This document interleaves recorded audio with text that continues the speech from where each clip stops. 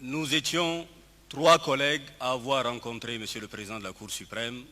Nous nous sommes contentés de prendre le message et d'aller le discuter avec les autres membres du Présidium.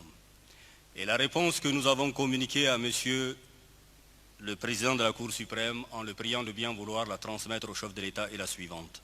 1. D'accord, le chef de l'État peut intervenir quand il sera prêt. 2.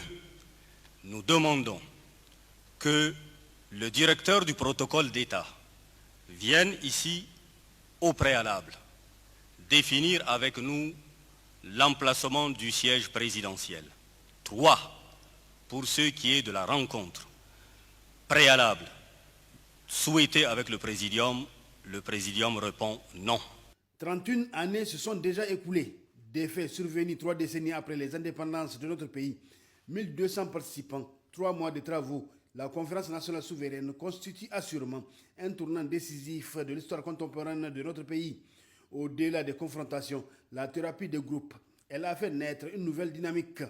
Cette grande messe nationale a beaucoup contribué à l'instauration de la démocratie et de l'état de droit dans notre pays.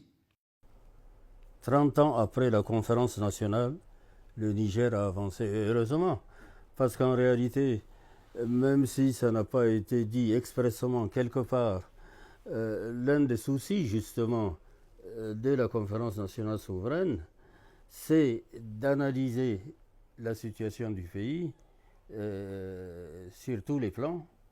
Et donc pour moi, 30 ans après la conférence nationale, la démocratie a favorablement évolué au Niger. À l'épreuve des faits, d'autres défis majeurs se dressent sur le chemin du développement. Des efforts sont à déployer pour magnifier et enraciner les valeurs cardinales de la démocratie. On n'a aucun intérêt à avoir des enfants qui ne partent pas à l'école. Il va falloir aussi préparer ces mêmes enfants à l'avenir.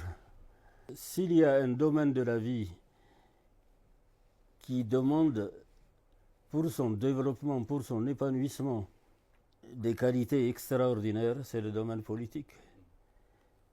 Il faut avoir l'esprit de tolérance dans ce métier-là, dans ce domaine-là, avoir beaucoup de patience, n'est-ce pas, et être très très prudent dans les analyses que nous faisons.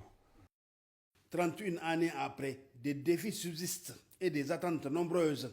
Il revient à toutes les forces vives de la nation de mettre en avant les intérêts supérieurs du pays et œuvrer pour la consolidation de la démocratie.